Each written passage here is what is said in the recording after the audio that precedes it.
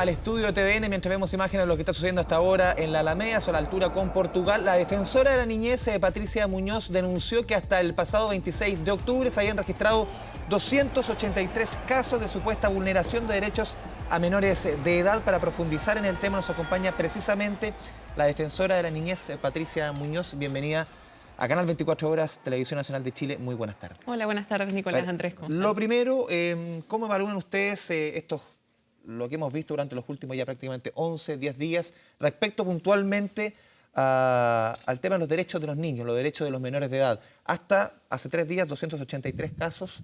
¿Qué otra información? ¿Hay un nuevo catastro de números de afectados? Sí, bueno, lo primero es dar cuenta de que esas cifras hacen un flujo total que tiene que ver con adolescentes detenidos, pero también con niños que han sido vulnerados en sus derechos. Y es importante hacer esa distinción porque efectivamente el hecho de la detención no necesariamente involucra la vulneración a un derecho si es que está en un contexto, un proceso penal que involucra la legalidad. Yeah. Y lo que nosotros logramos establecer, y esto tiene que ver con casos que conocimos de manera directa en la Defensoría de la Niñez, por lo tanto puede que estén también integrados en las cifras del Instituto Nacional de Derechos Humanos, es a lo menos 43 hechos en los cuales niños, niñas y adolescentes han sido vulnerados en sus derechos humanos en contextos de lo que hemos vivido en estos días. Y cuando hablamos de qué tipos de vulneraciones, estamos hablando de niños heridos por perdigones, niños heridos por bala y niños golpeados físicamente en el contexto de procedimientos policiales que involucraban ya las situaciones, sea de manifestaciones o también contextos de detención que finalmente no se ajustan al resguardo debido que tiene el agente del Estado, en este caso policía o militar, de resguardar los derechos humanos de este grupo de población.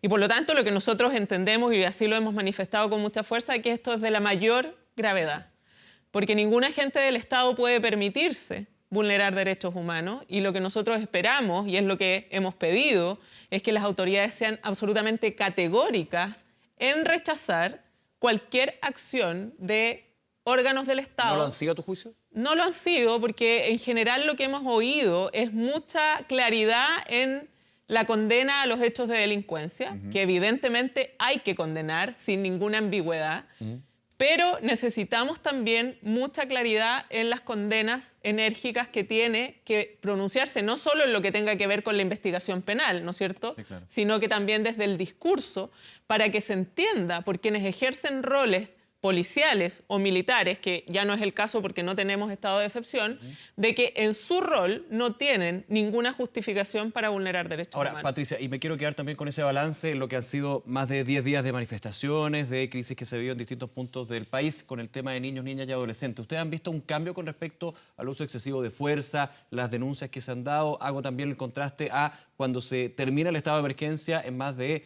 10 regiones del país. ¿Han notado algún cambio con respecto a eso en ese análisis? Me encantaría responder que sí, pero anoche la última llamada que tuve, o más bien el último mensaje que tuve, fue la foto de una niña de 13 años en Arica con un balín aquí. Con un perdigón aquí, de 13 años. Ella estaba vestida con sus vestimentas porque es de un pueblo originario. Y esa es la situación. ¿De día o de noche? De noche. Estaba con su familia, efectivamente. Por lo tanto, me encantaría decir que terminaron los contextos del estado de emergencia y terminaron situaciones de vulneraciones, pero desafortunadamente no es así. Y lo que nosotros esperamos es que efectivamente se entienda la gravedad que involucra afectar los derechos humanos de niños, niñas y adolescentes, de cualquier persona, indudablemente, sí, pero en virtud de nuestro rol, el mandato que tenemos está asociado específicamente a este grupo de la población. Patricia, tomando en consideración estos números que tú nos entregas de vulneración de derechos humanos de menores de edad, también considerando lo que tú nos decías, esta falta de rechazo de parte de la moneda, o ser más tajante a tu juicio para rechazar este tipo de episodios, ¿te hace o tú coincides con ciertos sectores políticos que ya están levantando la idea de una acusación constitucional contra el presidente de la República precisamente por temas que tienen relación con violaciones a los derechos humanos durante las últimas jornadas? ¿Te hace sentido a ti? A ver, yo tengo un rol que tiene que ver con un organismo autónomo de derechos humanos. No creo que sea pertinente pronunciarme respecto de actitudes políticas que tienen que tomar precisamente quienes ejercen roles políticos. Pero es la primera autoridad del país que al final... Pero si tengo que responder a esa pregunta, a mí me parece que no corresponde, que es un despropósito desde el punto de vista de lo que involucra también el contexto democrático en el que estamos y la necesidad de fortalecer el proceso democrático que tenemos en términos de nuestro país. Y desde ahí, obviamente, lo que uno espera es la responsabilidad de todos quienes, en definitiva, desde sus distintos roles, Parlamento, Ejecutivo, Poder Judicial, Ministerio Público, en fin, todos quienes se relacionan con este tipo de situaciones aborden en sus decisiones. Cada uno de los parlamentarios que está sosteniendo una acusación tendrá que justificar cuáles son los argumentos que les hacen entender que es un camino posible. A nosotros lo que nos corresponde como órgano autónomo de derechos humanos es denunciar cuando conocemos de vulneraciones que se han producido respecto de niños, niñas y adolescentes y también solicitar muy firmemente al Gobierno de Chile que ejecute acciones que vayan en su protección. Prueba de ello es que el día de ayer hice una solicitud expresa al Gobierno de Chile de que, por ejemplo, se invite a la Comisión Interamericana de Derechos Humanos a hacer una visita en nuestro país para abordar la situación de los derechos humanos de niños, niñas y adolescentes. Exactamente, porque eso es el Sistema Universal de Derechos Humanos, la ONU, y este es nuestro sistema regional que también nos regula. Aún no recibo respuesta de esa petición.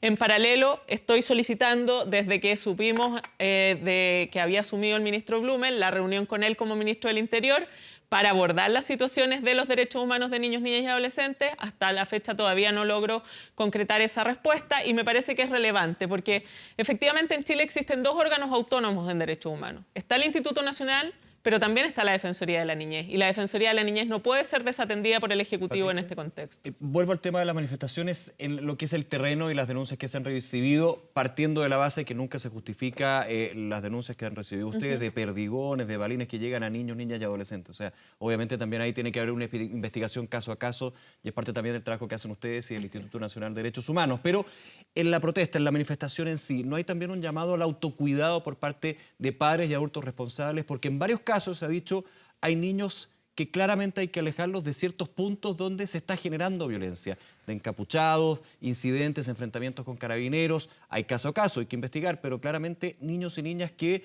deberían estar aislados de puntos donde se está generando violencia. O sea, nosotros lo hemos dicho muy claramente. Acá los primeros responsables de la protección de niños, niñas y adolescentes son sus familias, sus padres, sus contactos más cercanos. Claro. Y evidentemente lo que nosotros hemos hecho como Defensoría de la Niñez es un llamado a no exponer a los niños, niñas y adolescentes a violencia ni directa ni indirecta. Y la indirecta está dada, por ejemplo, por la exposición pública permanente con la cobertura que ha tenido esta situación de los medios de comunicación, por ejemplo, a episodios de violencia.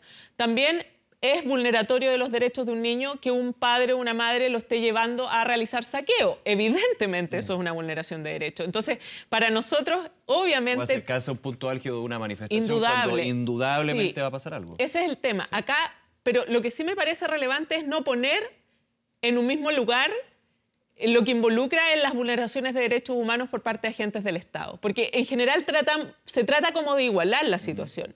Y ojo, además no hay que perder de vista algo. El derecho a manifestación, a manifestarse, es un derecho humano. Y como derecho humano no solo le corresponde a los adultos, también a los niños, niñas y adolescentes.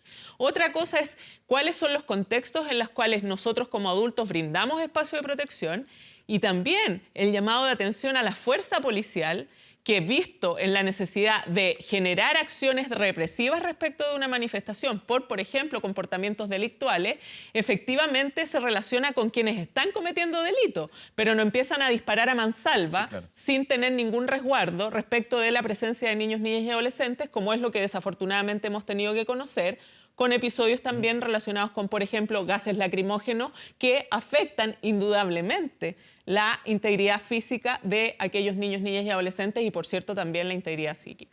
Patricia Muñoz, defensora de la niñez, muchas gracias por esta conversación con TVN. Gracias a ustedes por la invitación. Muchas gracias, buenas tardes.